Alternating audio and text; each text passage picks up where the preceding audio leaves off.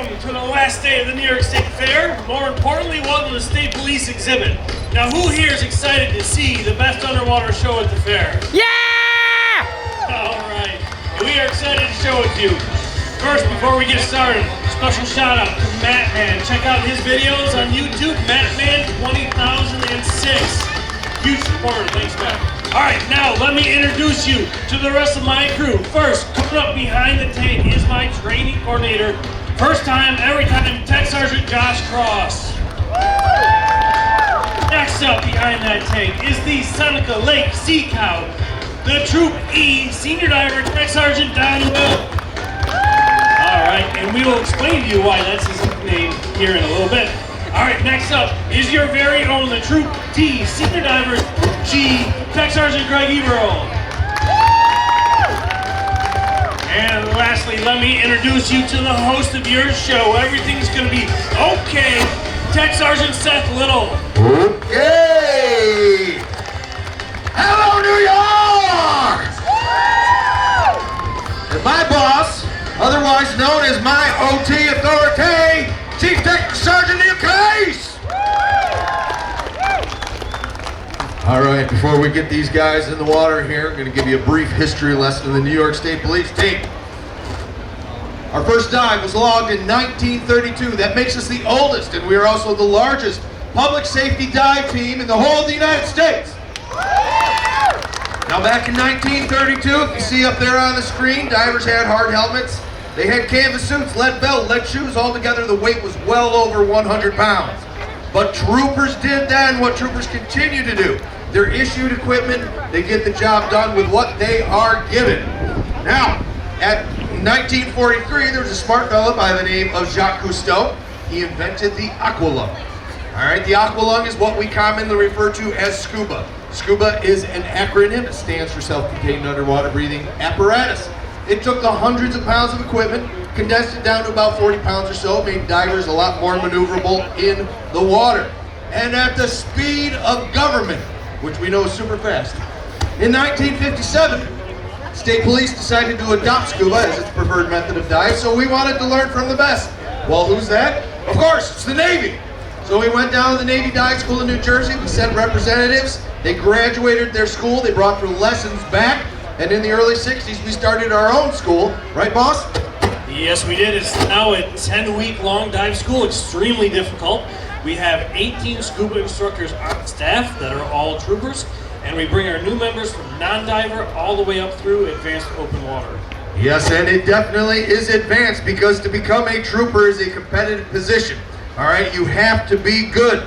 In order to get where these guys are, you got to be the best of the best, because only 1/3 of the people who actually try out for the team will make it. 2/3 will wash out. These guys made it. Give them a hand. Hey Seth, what do you say we get these guys in the water? Good idea. Hey kids, if you want to come up, get a worm's eye view of the divers here in the water, come on over the ropes. Come on up, sit down. All right, want to see a scuba diver up close? Of course, who doesn't? Come on over and have a seat. Yes. We got a good crowd here today. Not bad. Oh, sun's out, Sarge. Yeah, Seth, sun's out. Guns out. All right, kids, go and have a seat. All right. Okay, as these guys are sitting down, we're going to give you a show today. Not just any dive show. This is a New York State Police dive show. So, Josh, before you get your gear on there, you're not going to go in with your gear. You're going to go in the water to get your gear. No, you're not good. You're excellent. That's why you can get this done. All right, so both of you put your gear in the water there. We're going to start this with a little bit of a race. I told you we're competitive, right? And so we're going to have them go underwater, and they are going to put their gear on underwater. Did we mention that one rule for the kids? Yeah, listen, kids, if you get wet, there's no crying. No crying. Okay? Should have told them before they got up there. That's right. That's true. All right, so I want to know by your response, since this is a race, who you think is going to win this race. I have on my left the hero of Troop H. First time, every time, Josh Cross! Oh, you're already getting called out there, Donnie. And to my right, we have the elusive, only seen in the wild, Seneca Lake Sea Cow, Don Will! Man, he is a crowd favorite. You know, interesting fact about Donnie is that he has not one, but 2 sets of twins at home. He's very virile, Sea Cow. All right, so we're gonna need your encouragement for them to get into the water. So do you want to see divers in the water? Of course you do. All right, so when I say go, we're gonna give them a countdown. We're gonna go 3, 2, 1, and yell dive. So, go! 3, 2. Wait, stop. Listen, I know we actually have close to 1,000 people here today, and I want you to stop like you're 10,000 people. Yeah. Is that... Are you ready to see divers in the water? Yeah! See, boss, that's how you got to do it. Well, that's all why right, they're a little bit more exciting. Right? So when I say go, let's give them a countdown. Go! 3, 2, 1, go! All right, there they go. Lots of nice water. First thing you're going to notice is they're going to put that breathing regulator in their mouth. As long as they have air, everything else comes along fine. They put their gear on underneath there. They're looking for their mask. They got their PC on. We got Josh Cross way in the lead. Josh Cross! First time, every time! Seneca Lake Sea Cow just taking his time in there. I think that's how he's had 2 sets of twins. All right. Well, I'm going to tell you a little bit about their equipment. They have a tank that's on their back. It's full of high pressure air. It's not oxygen, it's air, just like what you're breathing. All right, it's 79% nitrogen, 20% oxygen, 1% some other stuff. And so because it's high pressure, we can breathe a low pressure hose. So we need to regulate, which there's a regulator on top of that tank. It sends the low pressure down through the hose to the breathing regulator. Supplies them oxygen on demand, depending on where they are in the water column there. That tank is also attached to a buoyancy control device. That buoyancy control device allows them to go vertical in the water column, all right? They can either go up or they can go down. If they want to go up, they will add air to that buoyancy control device. If they want to go down, they will dump air out. Right now, they are neutral. Neutral means they're static. At this, right now, is when they're most efficient with their fins. It saves energy, it saves air. And that's what we like to see. Their masks that they have on. Fellas, take your masks off. Show the kids how you cleared the water out of your mask. And if you look up at the screen up there, if you want to see, you'll see Josh Cross up there. He is taking his mask off. He's introducing water into it, puts it back on, then he creates a little pressure with his fingers on top of his mask. He blows air out of his nose. That's how you get the air, how you get the water out of the mask. That air goes up into the mask. It pushes the water out, lets them go about their way. Now, we also, because there's a little space between your eyes and the lens, things seem 25% closer, 33% larger. Our school, before we can even go to our school, we have to qualify. One of our qualifications is a breath hold qualification. The reason we call Don Will the Sea Cow is because right here you're going to see somebody swimming under the water, Don Will there. And as he swims, he goes with one breath hold. He will swim the length of 3 Olympic pools. All right, that is over 220 feet before he has to come up. And so that's why we call him the Sea Cow. And the reason that we have this qualification is because we dive to depths of 132 feet. So we want to make sure that our divers will not panic, that they'll be able to get the job done. But if we're diving at 132 feet, what if something does go wrong? Well, first of all, you don't panic, because panic is what will either hurt or kill a diver. Secondly, you always dive with a dive buddy. And so we're going to show you right here. Josh Cross is going to simulate something's going wrong with his breathing regulator at 132 feet. And he's saying, hey, Donnie, something's wrong. So Donnie comes over, he puts his breathing regulator in his mouth right there. And then he puts a safety second in his, and they decide, all right, let's go up, we're good. And they go up the full 132 feet at a pace of 30 feet per minute. And they do that in order to avoid decompression sickness, okay, which is also known as the The bends, that's right. And if you want to know how high 132 feet is, they still got a ways to go because the top of this tower is 60 feet. So they got a ways to go to that. And then there's another 60 feet on top of that, and then 12 more feet.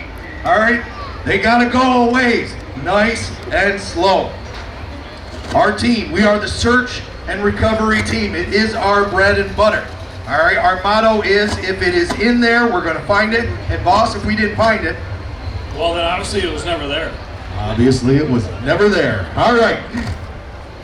And the reason that we're a search and recovery team is because we are police divers. And so every scene that we come up in the water to is a crime scene, unless it's deemed not a crime scene. So if you've gone into the exhibit, you see a crime scene in there above the water. We have those under the water. We have guns, we have victims, we have other things that we might find.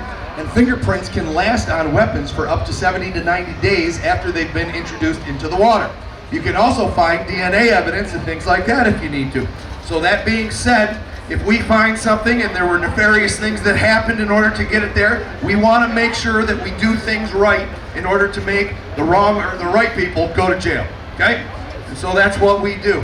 Now, how do we do that? First of all, our spirit animal, the octopus up there, it is our mascot. If you look at the way that it moves over the ocean floor, it hovers and it touches, it goes into every crack and every crevice. Now, as a searcher in the water, we want to do that same thing, especially because we can't see. Most of the time, the water that we're in looks like the water in this tub right over here. And so we want to make sure that with our touch, we are touching everything, and we also have lines that will help us. And so I'm going to give you a demonstration of some line searches that we might do. And with that demonstration, I'm going to need a volunteer. All right, I see red, white, and blue USA over there, or Red Sox. Come on over. Uh-oh, I'm calling a Red Sox fan in New York? Very brave young man. All right, come on over. What's your name? Ryan. All right, Ryan, who's your favorite baseball player?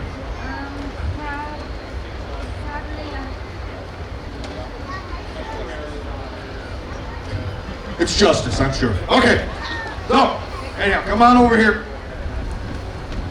Take a hold of that little rope. Okay, Ryan. Ryan and I have come to a scene, and we're going to use a rope here, a line search, in order to find a diver that's missing. This is an emergent situation, so we can go in here with only 2 divers. You are my rock, Ryan. You are going to stay right there. You're not going to move, all right? You are my land-based operational specialist. All right? Look at me and give me confidence. Yes? All right, good, all right. So, I'm in the water right now, and Ryan's my land-based expert, and he actually has contact with me through this rope, so give me a couple tugs there, Ryan. All right, so I give him a couple tugs back. Now we know. And so I'm gonna start diving. This is called a pendulum search. I'm gonna go forward, and just like a clock pendulum, I have a fixed point there, and I'm moving. And Ryan sees that I'm coming to a place here where I can't go anymore. And so he gives me a couple tugs again. Excellent, all right. So I feel those, I turn around, and I give him a couple tugs, and this time he gives me some line. Don't drop it, just give me some more line. There we go. And this is the grid. I go out just a little bit, and then I go back, and here I find my boss, and he grants my OT authority, and give Ryan a hand. Good job, Ryan. I forgive you for being a Red Sox fan. All right, next is a jack stay search. And what this is it's 2 weights that are connected by a line. You take those weights, you separate them as much as possible, creating tension on the line, nice straight line. And then the diver will go down into the water, and he will have a hold of the line. And as he is going just above the floor or the riverbed, he will be touching again everything that he goes over. And if you see up here, this is the Suburban Park Pond. And this is what we would do. We would just go back and forth, back and forth. And in all actuality, a year ago, we had over 280 dives on one detail where we searched 6 acres of water doing this. All right? And so it's effective and it works. And so we're going to show you how we do it. Josh is in there. He separated the line. But Greg, we need some evidence. What do you got up there, my friend? All right, 32-year trooper. He's got the revolver. All right, Josh is going to turn his mask around because Our divers, when they go through the school, are given masks that are blacked out in the pool. That way we know that they can handle themselves in no visibility, which they need to be able to do in order to graduate. And so Josh is going down. He comes to the end of the line with the weight, moves that weight over. As he moves that weight over, he will then turn around, and as he turns around again, you need to make sure that you are touching everything. He'll go behind that ladder over there, and he'll be searching for things. And he's coming back now. He's coming back the other way, and we're going to see if he finds what he's looking for. First time, every time, Josh Cross. He runs across and he lifts it up. He finds it. Give Josh a hand. Good job, Josh. All right. Got anything in there that you want to reward yourself with? See, much like the canines, our divers are reward-based people. So we give them, yeah, banana right in there. Very good. All right, go ahead and enjoy that little snack, Josh. Good job. Hey, Seth. Yeah. While he's eating that banana underwater, why don't you tell me what we would use if we were looking for something very small like a bullet casing? All right, boss. Well, I guess it's probably up on this useful tools list up here. We have a DPV, diver propulsion vehicles. That reminds me of my Johnny Quest days when I was growing up. I don't think it's that. We got an ROV, a sonar. We have a metal detector.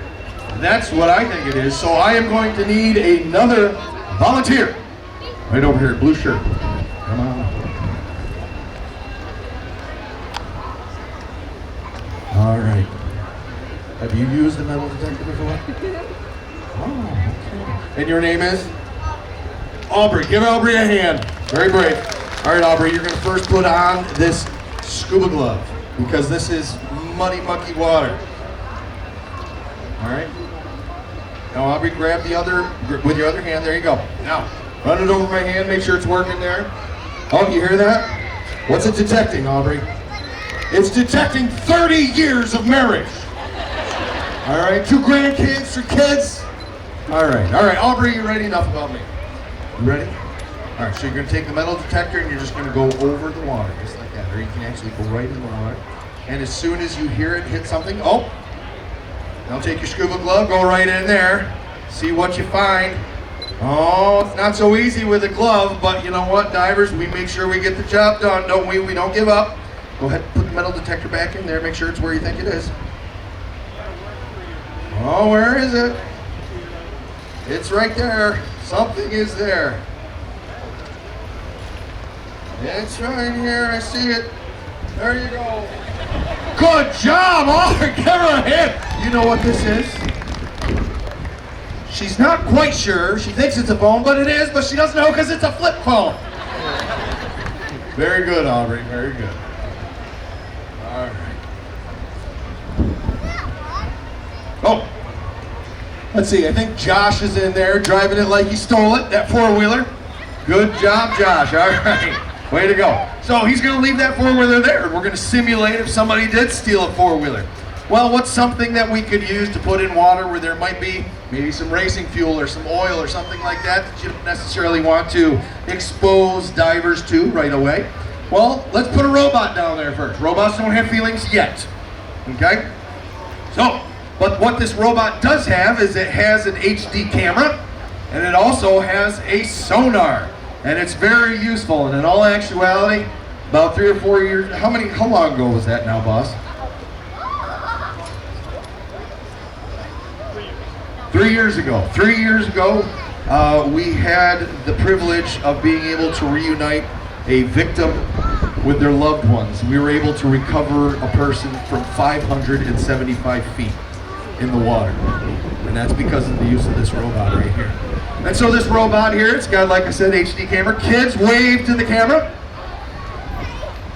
All right. So, it's going to locate the 4-wheeler for us. It's turning, it's finding that 4-wheeler, and it's gonna go over to the 4-wheeler and sort of attach itself to that 4-wheeler. And then we need somebody to go get that 4-wheeler, so we still need people, right? People are still, they have jobs, people are important, right? Do we like people still?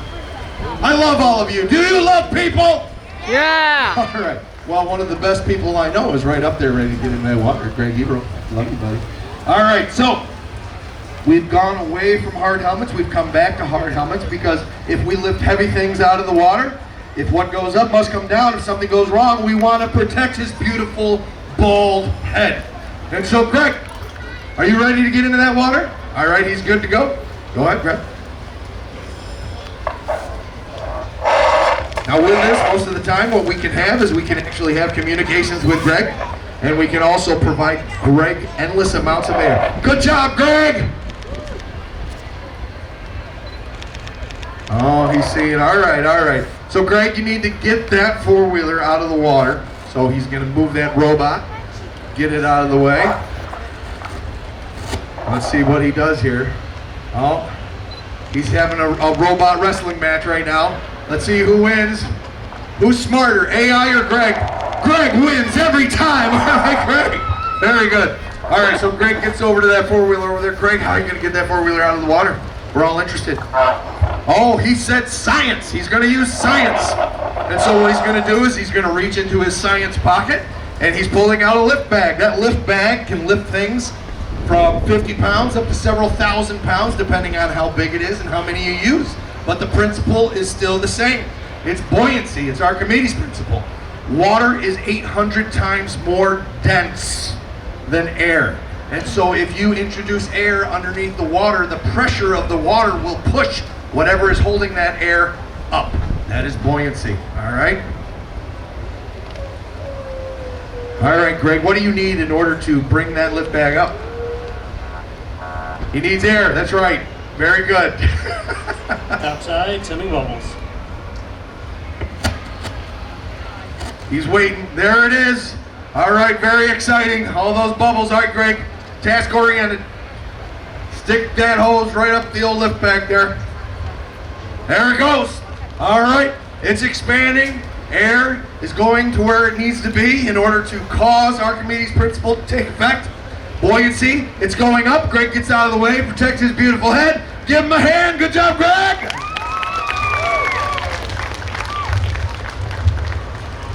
Good job. He's 32 years on the job and he's still got it. Still got it. All right, so obviously we have a good time out here, but the fact is that every single time that these guys go underwater, they're putting their lives on the line. It doesn't matter if it's for training or to recover a lost victim or evidence. So if you could, please all join me and thank them for what they do every day. Thanks, guys. All right, thank you very much. Listen, those lovable canines, I believe, are going to be next. Also, we have gear. We have a shirt just like what my boss has on right there. And what I have on, it's available over at the Trooper Foundation. They help support us. We would appreciate it if you help support them. We have the best poser in the New York State Police. He's right in that tank right there. All right, so kids, get your picture taken in front of that diver. Adults, if you want to get your picture, feel free to come up and take a picture. Other than that, have a great day at the New York State Fair. Thank you very much.